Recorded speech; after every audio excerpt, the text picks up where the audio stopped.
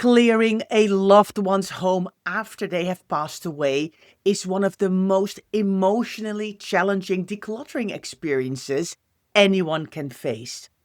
Of that, there's no doubt.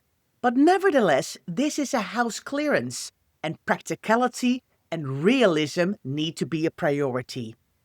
In this episode, we will be talking about why your head needs to overrule your heart when you are embarking on a sensitive house clearance, if you have any chance of getting the job done.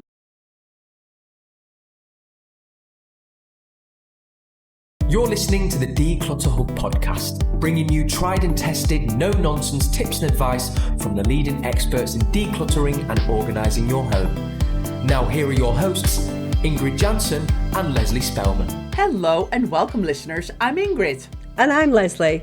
Now, if you're here for the very first time today, or you've been listening in for ages, we want to say a huge thank you. And we have a little favour to ask. If you like what you hear, be sure to hit that follow or subscribe button, share us with your friends, or leave us a review. It makes a huge difference to us. Well, hello, Lesley, and hello, listeners. It's so good for you to tune in again to our podcast. And we are actually talking about quite a serious topic while we are at the start of December, when actually probably people would expect us to be talking about presents and gifts and food and trees and festivities and parties. And we've chosen to talk about how you can be sensible when you're clearing a house after someone's passed away. Wow. I know, but you know, the thing is, Ingrid, sad as it may be, and it is indeed, it always seems worse, doesn't it, when someone passes away during this period of festivity for most people, whether that's Christmas or anything else that you celebrate. You know, it just adds an extra dimension somehow, because it should be a period of joy. And then when you've got such a sad loss or a sudden loss, then it just makes it feel worse, right? Yeah. But I would imagine, I don't know the statistics, but I would imagine that there are as many people who pass away close to Christmas or close to this festive period as any other time of the year. So, and people have to clear houses of loved ones that have passed away. Yeah. Now, this is something that we have spoken about before, but when we've spoken about it before, we've talked about the emotional side of it a little bit more. But nevertheless, this is a practical job that needs to be done. And so we really want to focus in today on the practical side of things more than the emotional side of it. But of course, we will touch on the emotional side of it, because this is hard stuff, isn't it, Ingrid? Most of us have done it. This is hard. This is one of the hardest decluttering things that you'll ever do, right? Yeah. I think it's up there with moving house, whether you're upsizing or downsizing. Of course, you know, when you have to sort out a house after a parent or parents pass away, it's a really hard thing to do. And it's almost always never you. It's almost a lot of other people get involved in this process as well, whether it's brothers, sisters, family members. And of course, the emotions can run quite high. You know, you're probably struggling with the grief of losing the parent, maybe the last parent that's in a house.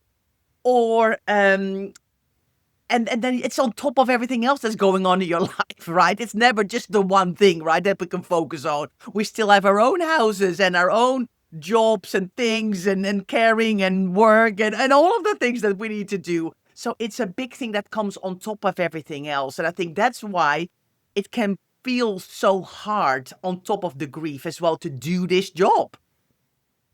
I think there are different things as well, Ingrid, that come into play. So there's timescales that come into play. As you said, there's people that come into play. Sometimes we don't have control over when this or how this happens. And that's what this podcast is really going to be all about. But there's no doubt at all that this is tricky because grief is coming into play.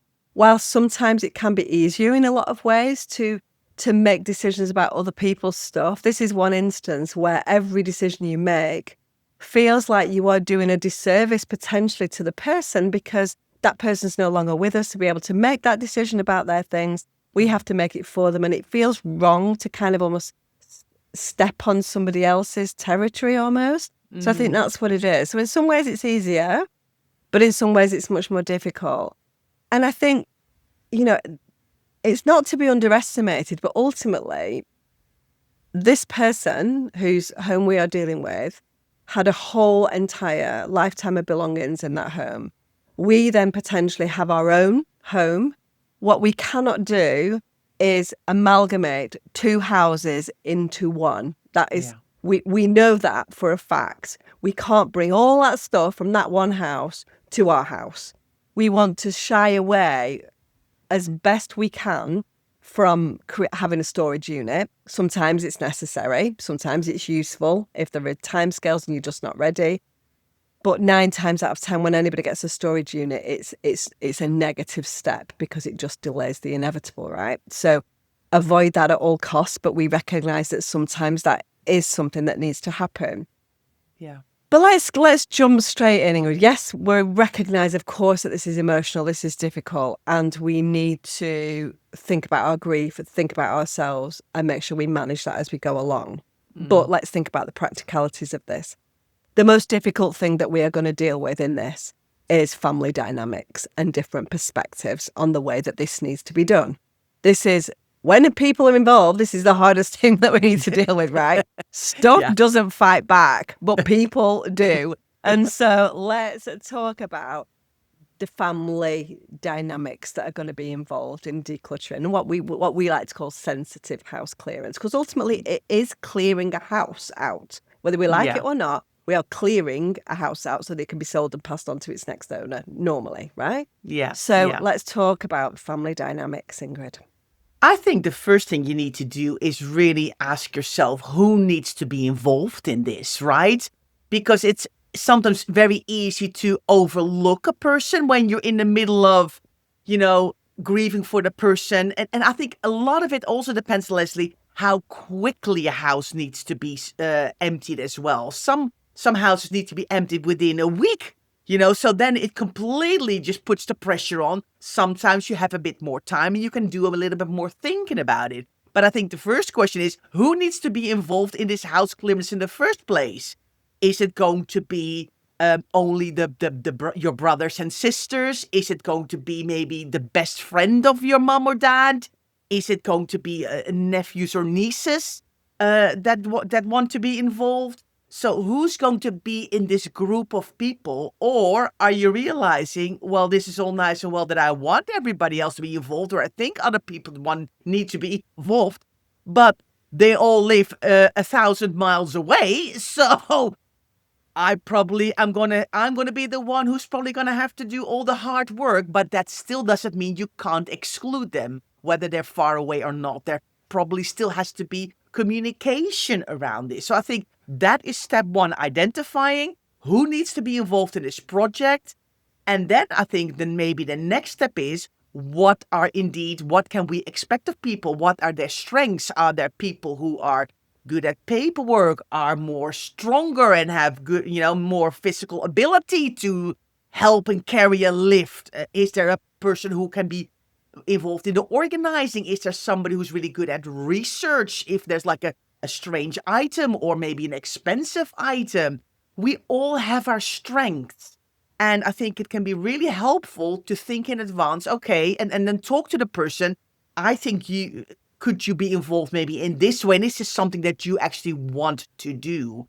And also the people who live far away, do you see yourself coming down for a weekend so we can in person divide some stuff? Or is that absolutely not possible with how far you live and how difficult the travel is, or their own health condition or whatever? And then do we need to set up a weekly Zoom or set up a WhatsApp group where we can, put questions on? So, I think you need to make a plan. I think a plan and kind of thinking these things through is essential. I think it is. And I think, we potentially have already come out of a tricky time of planning when it's been the funeral and things like that. And so tensions may already be high, or it might be fine. Do you know what I mean? I think within a family, if there are brothers and sisters, I do count myself as lucky in this instance that there's just me with my dad, right? It makes it a lot easier, I think, because it's just going to be me that does it and nobody else needs to be involved in that. So in some ways, it's much simpler, although it can be hard doing it on your own as well. So there's flip sides to that. I think we need a planning meeting, and I think everybody needs to go into that planning meeting, whether that's on Zoom, face to face, whatever, with an open mind and an ability to be honest in terms of those things that you've discussed already, Ingrid. Like, what do you feel like your strengths are like? What's your workload like? How realistic is it that you can spend every weekend doing this if this is what it's going to take? Is this something that everyone's going to take a week off work and you're going to spend a week doing it? Is there somebody that naturally is a better person to do this? But is that person not going to then be resentful? Because quite often there is one person in a family that takes, for whatever reason, do you know what I mean, that does the lion's share of the caring or the work. And that might already be established at this stage, because if that person has become elderly or has struggled along the way, then they might already have taken on that role. And so, but I think we need to lay our cards on the table, and everybody needs to be able to put in, from a practical perspective, an honest representation of what they think their strengths are and how they think they can help. And that needs to be, this is not like, let's go to mum's house next weekend and make this up as we get there. This is like, let's plan this so we know when we're getting to mum's house next weekend, what the roles and responsibilities are, where everyone's going to work, what we can expect of people. And then we can kind of reshift focus as we work along. This is not something, I think the problem is that people are nervous. If families are quite often difficult, right? And so, like really often, and even if they're not, again, this is a tense time. And so allowing that ability to get all this out in the open is going to be really helpful. Now, we talk about sensitive house clearance. This is something that we do as professional organisers as well, isn't it, Ingrid? And what we can then do as well, we shouldn't do, it's not really our job, but what often happens is that we become mediators. And so we can mediate within a family and sort of start to see different people come into the fore with ideas and their strengths and all that kind of stuff. So getting a professional, getting somebody who's a good mediator might be helpful as well, recognising that the tensions, and somebody can kind of plan and assign. I was talking to my dad last night actually about something that's going on in his retirement property, and it's all about doing it by committee. Committee, it's tricky, isn't it? To get unanimous decisions based on committees, and it typically slows things down. And so there will probably need to be somebody who's assigned as the kind of the main focus or the kind of manager of the project. It needs to be done almost like a work project, doesn't it? So I think that, so I suppose the message here is, don't just rock up and hope for the best. Pre-plan and let everybody get things out in the open. So that's from a practical perspective, but it's also from a stating your claim to things that might be tricky, right? So in a whole house of stuff, we're going to talk about the practicalities and the stuff itself later. There will be some things that people have got their eye on, things that have been promised, discussions that have been had, all of that. We need to get all this out in the open, because it might be that grandma has offered it to one person, has also offered it to another person. And so we need to get all that difficult stuff out in the open before we get there, because otherwise it's just going to cause tension, right? Yeah.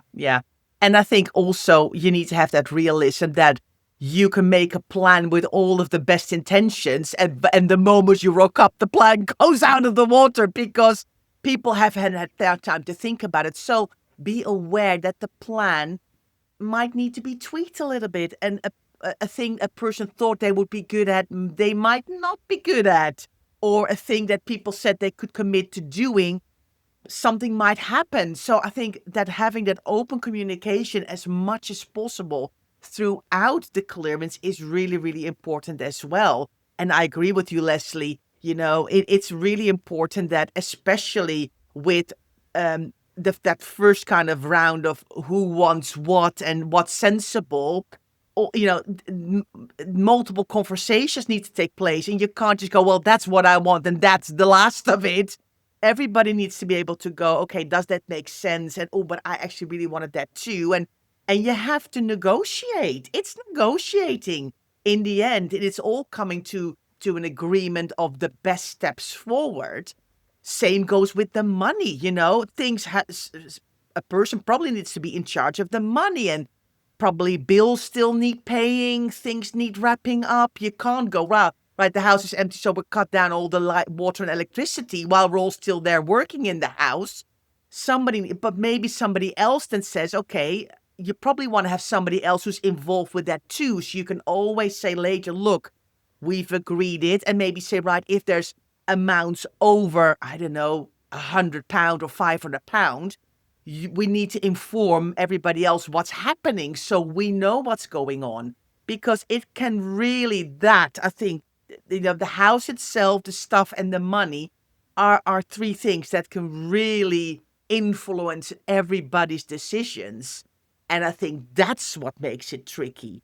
Of course, you've got the whole practical thing of clearing the house, but it's always everything, the family dynamics that have gone for like forever. That is what's gonna, make it feel like, oh, I now have to be in a room with that person. And I still remember that Christmas from 2003 when that happened. You know what I mean? It all comes, it all will all come up. And it's tricky, that's for sure. I can feel like my stress rising already just thinking about it. I'll tell you what, Ingrid, let's pop to a break and let's come back and talk a little bit more about the stuff and the process itself after the break. Right, everyone. Welcome back. We are talking about how you can sensitively clear a house after someone's passing away. And we talked a lot about the how emotions can kind of come to the surface when this project is taking place. But in the end, we have to put our practical thinking on the forefront. We have to put our organizing hat on, our decluttering hat on, and go, okay, well, whatever happens, this house needs to be emptied because it probably needs to be sold. It needs to be given back to the person that we're renting it from. We can't make this a process that's going to be drawn out over years and years because we don't want a house to be empty that long. We don't want to be paying for possibly a rent or a mortgage that long. So we need to get cracking here. And however you want to do it, if somebody's lived in a house, whether they've lived there 5 years or 20, if they've lived there 50 years, there's probably a lot more stuff when they've lived there 5 years. But, we know there's lots of stuff to deal with. I think the most important thing, and this, as I say, we have experience of this as professional organisers, is laying out the parameters of the stuff. So obviously we've had these discussions, we've laid out things, we've talked about the kinds of things that we want, the kind of headline things that we want.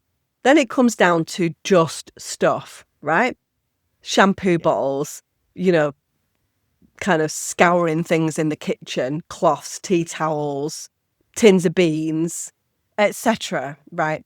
We need to not give any energy to those things at all. That is not where our energy needs to go. Yes, we need to do it from a practical perspective, but what we need to do is we need to focus on getting that stuff out. We need an outlet. We need to work out where all that stuff is going to go. Yeah, ideally not to our house because we lived without those baked beans before and I'm sure we can live without them again. Unless there's a specific reason, you may be better just going, right, I've got a charity coming to collect all the foodstuffs or whatever. This is another thing that needs to be organised in advance, right? If you've got your outlets, then your logistics is sorted. You need to get those people. That's why it's great if one person is less good at making decisions, but better at kind of dealing with communication, or one person can go to the tip, one person can deliver stuff to a homeless refuge or whatever that might be.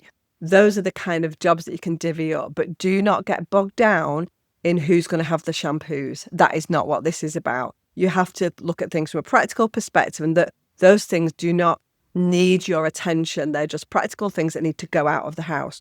Your attention needs to be on the more sentimental stuff, the letters, the jewellery, the odd item of clothing that is going to represent your mum, your dad, your auntie, whoever that might be, and we're going to need to sort of take out those highlights, and everything else is just going to need to get bagged up and go. It's hard. We're not saying it's not hard. But if you can determine what those highlight things are right from the beginning, it makes things a whole lot easier. We do this as professionals. We walk around with the client and we go, right, where do you want to go with this? Because we know as professional organisers, when we come across things, what kind of things are potentially important. So if the client says to us, I'm happy for all the clothes to go, but I like this coat that reminds me of my mum, or she promised me this, or I'd really like to think about keeping her wedding dress as christening gown, or whatever that might be. Those are the kind of things that we would know as professional organisers would be something that we would then want to talk to the client. So when we work as professional organisers, often we can do this on our own with these parameters in place, because it is more about house clearance than it is about decluttering and making decisions about individual things. So that's where you need to get to when you're doing this yourself. Don't try and look at this on a one item by item basis. We need to be looking at huge categories of stuff and what is worth your energy going forward. Really, really important. You might go, do you know what? Toiletries, there might be some good stuff in there, but let's let it all go. Kitchen stuff, let it all go. Pots and pans, let it all go. I've got a house full of stuff. I don't need that stuff. Unless you know your mum or dad had a fantastic knife that that's worth 200 quid or whatever, that you'd love to have, that you've had your eye on for years. But mostly it's just stuff, and you've got that stuff in your own house. Don't be amalgamating two houses into one and overwhelming your own space. So if you can make those practical decisions category by category, it makes it a whole lot easier, doesn't it, Ingrid? And we don't get bogged down with it. For sure. And I agree with you, Lesley. Having that right outlet for it is really important. I think that's a lot of the research you can already do before you've even stepped to the house. Is there a charity or a goodwill local to you that can where you can easily drop off? Is there, or can they even collect? I once emptied a flat with a family member.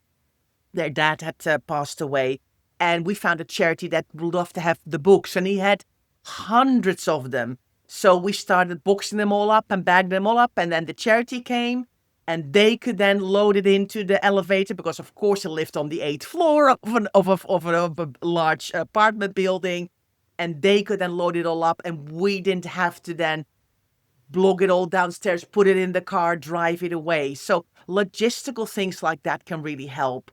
I agree with you. Is there a homeless charity that can use a lot of the shampoos and the things?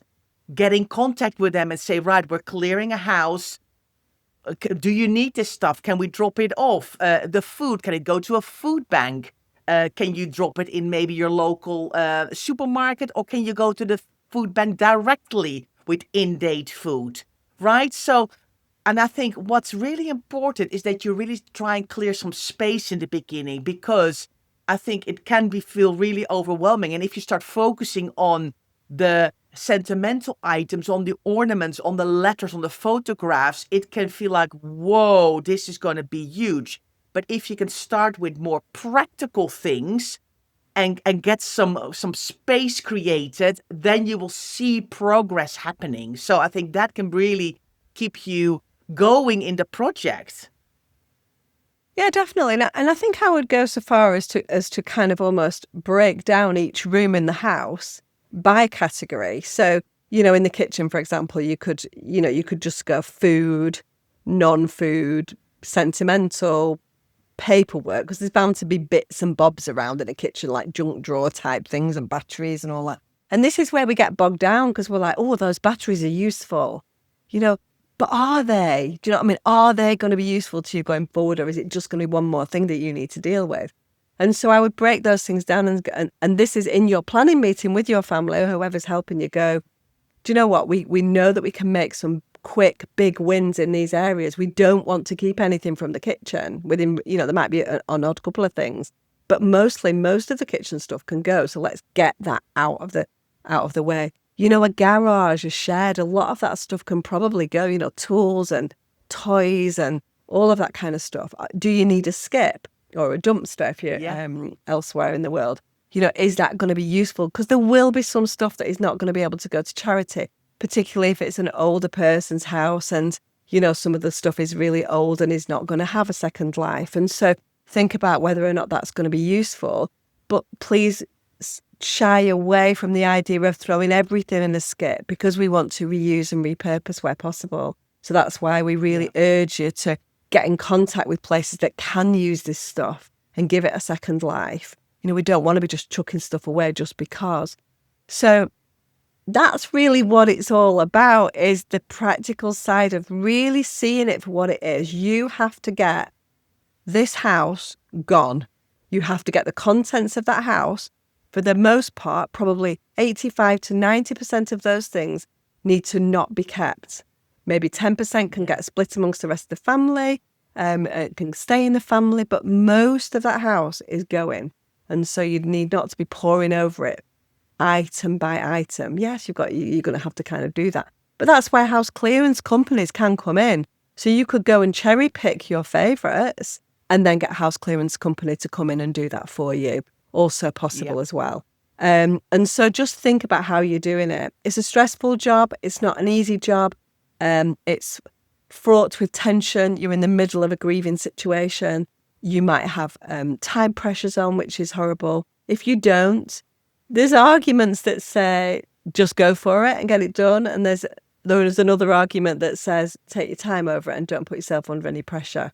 And that is very much dependent on you as an individual, isn't it, Ingrid? Yeah, I think so, definitely, Leslie. And I think I definitely want to reiterate your message of please just don't bring everything home with you, because we see it, right? Like whole rooms in people's houses. You're like, oh, what are these boxes? Oh, that's all the stuff that I took from my mom or my dad's house, and I haven't been able to sort it or look at it since. And then often their own house is sometimes, because we live in a world with lots of cluttered people, they already have quite a lot of clutter themselves. And on top of that, they've then got boxes and boxes full of their mom or dad's house or their aunt's house or their grandma's house, or sometimes all of the above. And it's like, how do you then work your way through it? Because it's so tempting to see the value in all of the items. And go, oh, but I can use that. That might come in handy and that will be sensible. And why would I throw away that shampoo if it's still a new bottle?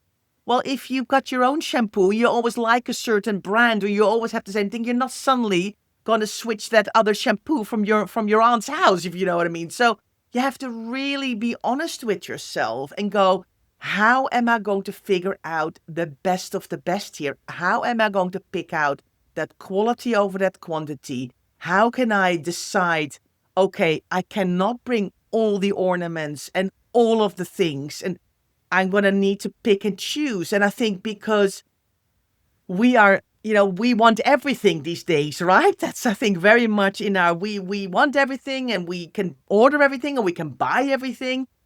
But it's another one of those things that you have to go, okay, I'm going to have to choose. And that's something I think people find very hard because they feel they might make the wrong decision. But I think in your gut which items can be really, really helpful for you and which are just you trying to alleviate the guilt of giving stuff away, putting it in landfill, donating it, and the money involved and all of those things, and trying to sell things.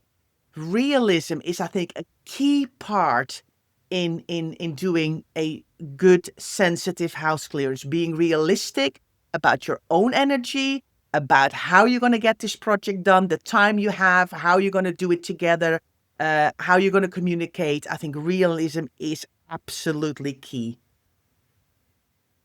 So just to summarize, Ingrid, I think number one is you cannot do this without a plan, and you need to make sure that everybody who's kind of involved in this process or has got a stakeholder, let's call them, anybody like that, needs to be communicated with. It's all about that communication. It's about that mediation. It's about letting everybody have a voice and state their claim and explain how they can help, whether they can't help, so everybody knows about what's going on. It's about not focusing too much on the small items. We need to be looking category by category, and we need to have outlets for these things as well. We need to have that pre-planned. We need to have an exit plan. More than normal, we need to have an exit plan, because normally when we're working on our own home, it's just little, 3 or 4 bin bags at a time. This is going to be colossal amounts of stuff if it's a full home. So we really need to have that in place. More important than anything else is we need to come out of this with our sanity intact. We need to safeguard our own kind of mindset, our thought process. It's not about the stuff. It's about the ability to remember that person with fondness. And if you've gone through this hideous process for 6 months of pouring through the detail of everything in their home, all that serves to do is to make this more painful than it needs to be. So just see that stuff for what it is, which is mostly 85, 90% just stuff, and just come out of this with your sanity intact. Definitely, definitely. So listeners, we hope that this podcast has been helpful for you, and we hope that you can, of course, work with the advice that we give you. And we would love for you to let us know about a sensitive house clearance that you've done. What were the things that actually went smoother than you thought would happen? What were the things that were really hard? What surprised you? Were you actually thinking, wow, actually it went a lot easier than I thought, but that and that was trickier? Tell us, let us know, leave a comment. We would love to hear from you. And we hope to see you next week for our next episode. But for now, thanks so much for listening and or watching. Have a good week. Thanks so much for listening to the Declutter Hub podcast. Don't forget to subscribe to us in your podcast player so you don't miss an episode, and we'll see you next week.